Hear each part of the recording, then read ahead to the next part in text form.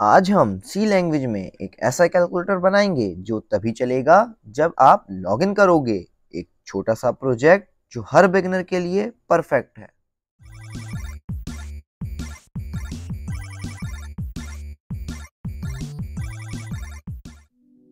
अस्सलाम वालेकुम student, this is me sir Mohammad Umair Ayub, your computer science teacher. और मेरा बेटा, आज की वीडियो में हम बनाने वाले हैं कैलकुलेटर। एक ऐसा कैलकुलेटर जिसको यूज़ करने से पहले आपने लॉगिन करना पड़ेगा। अगर आप लॉगिन करते हो तो वो कैलकुलेटर आप यूज़ करोगे, अगर आप लॉगिन नहीं करते तो वो कैलकुलेटर आप यूज़ नहीं कर सकते। और इस वीडियो में हम इफ़ एल्स इफ को डिटेल में समझेंगे और उससे एक कैलकुलेटर को क्रिएट करेंगे। तो चलिए स्टार्ट करते हैं।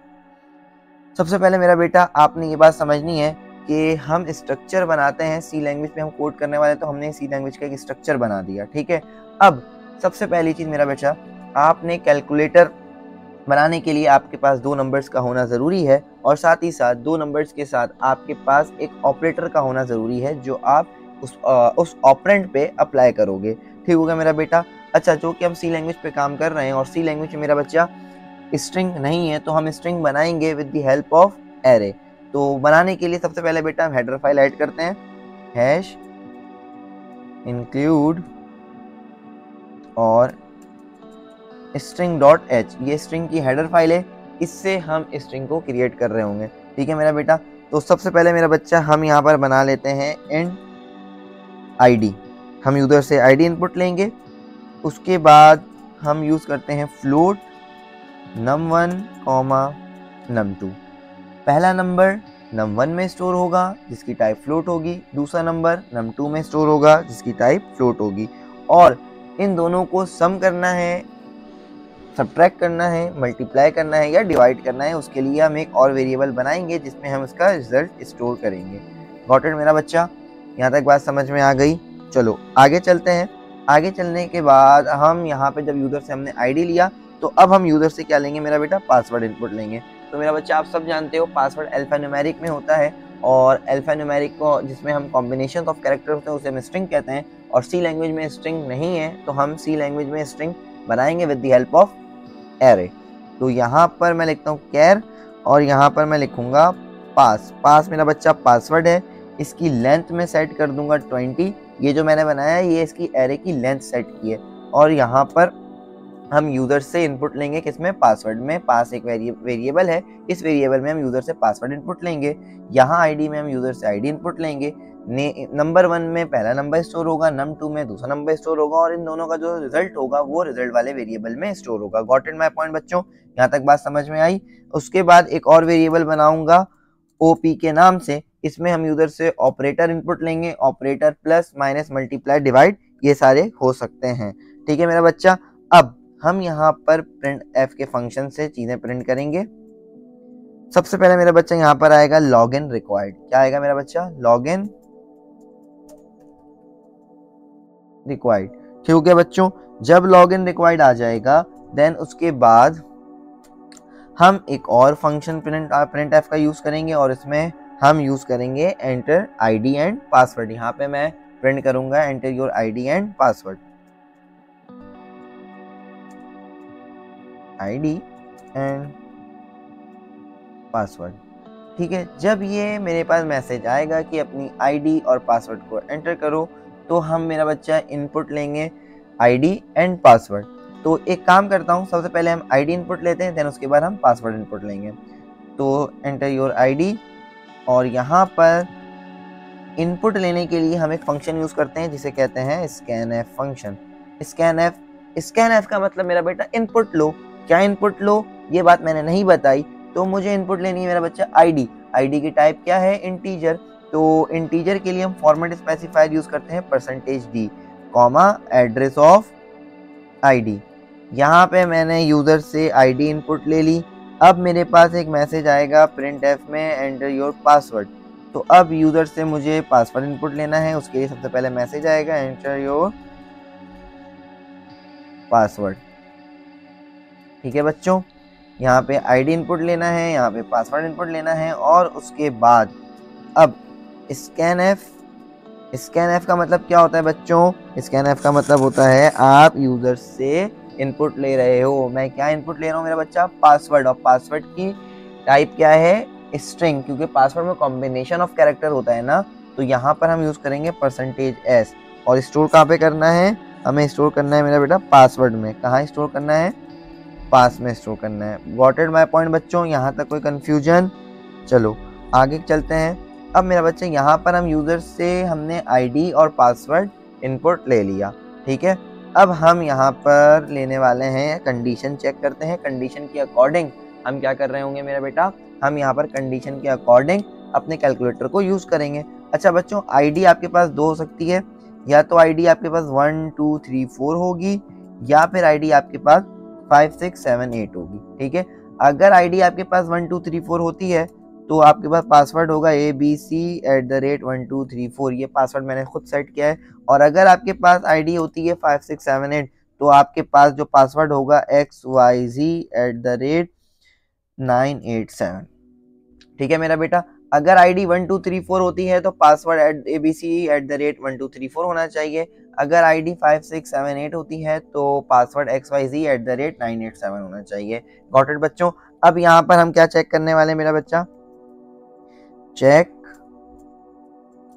लॉगिन, सही है, क्रेडेंशियल, सही है। अब यहाँ पर हम यूज करेंगे इफ एल्स स्टेटमेंट। मैं लिखता हूं मेरा बेटा यहाँ पर इफ।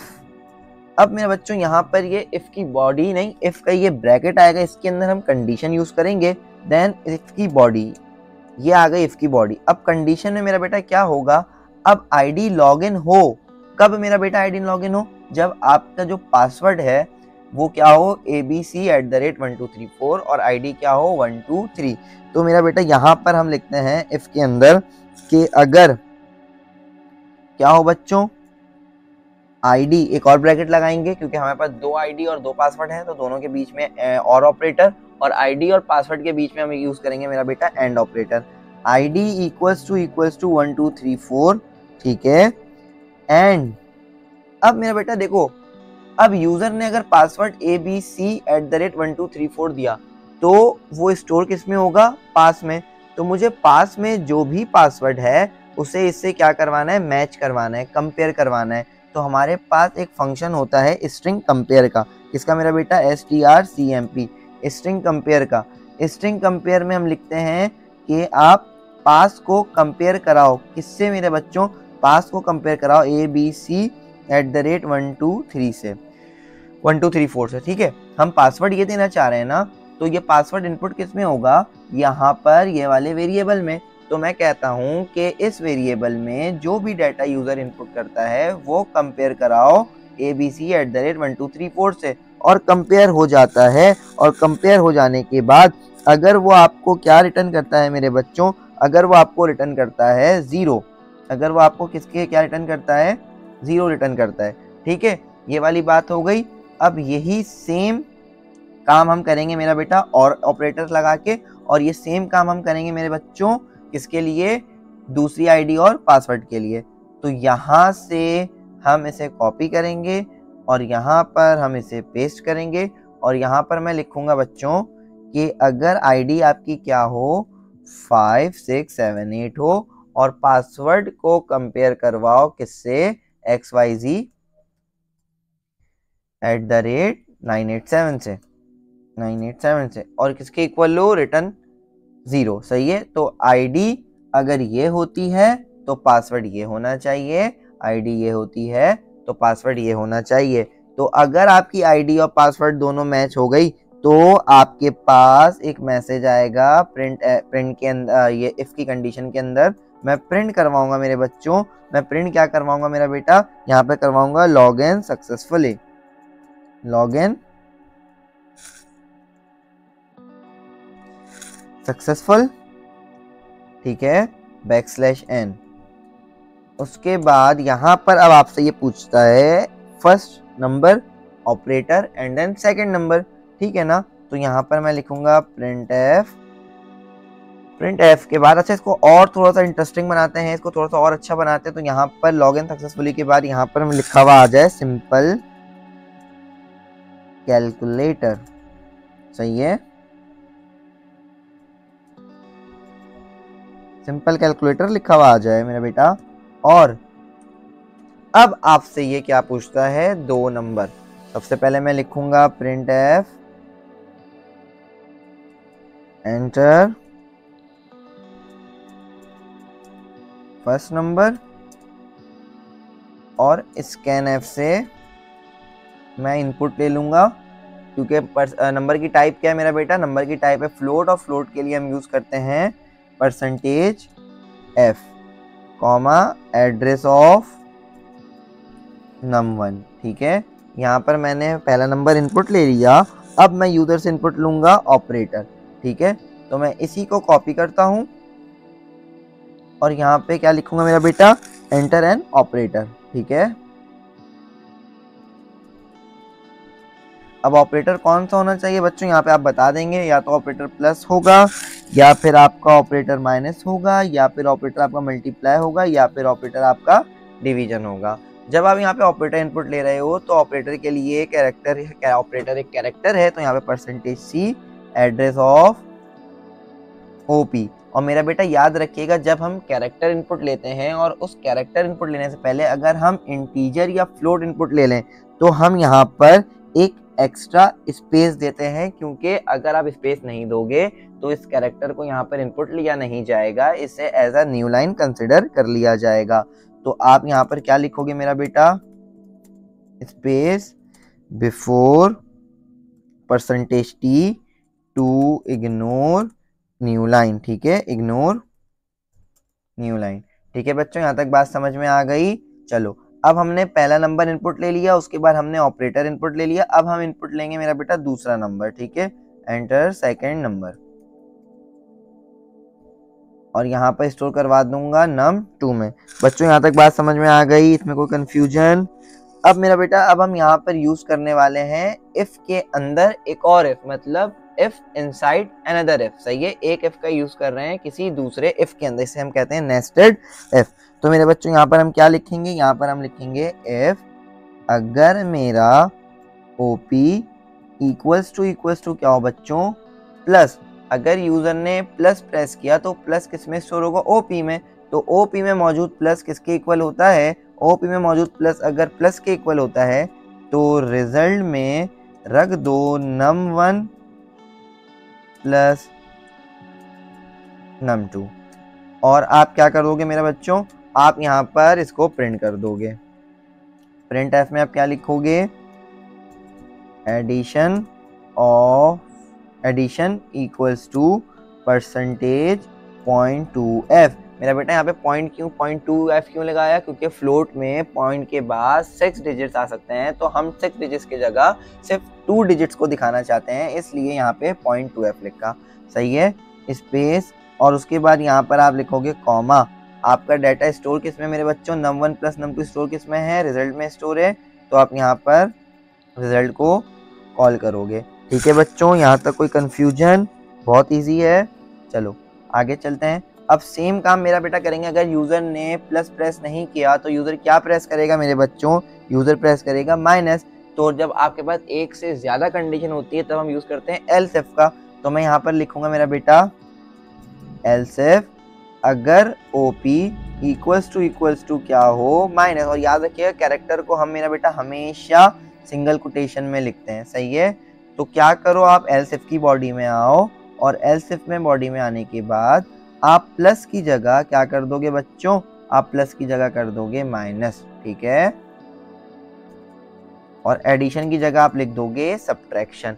अब यूजर ने अगर प्लस भी इनपुट नहीं किया, माइनस भी इनपुट नहीं किया, तो मेरा बेटा यूजर क्या इनपुट करेगा, यूजर इनपुट करेगा मल्टीप्लीकेशन, और यहाँ पर रिजल्ट में आप कर दोगे मल्टीप्लाई, और सब्ट्रैक्शन की जगह आप कर दोगे मल्टीप्लीकेशन।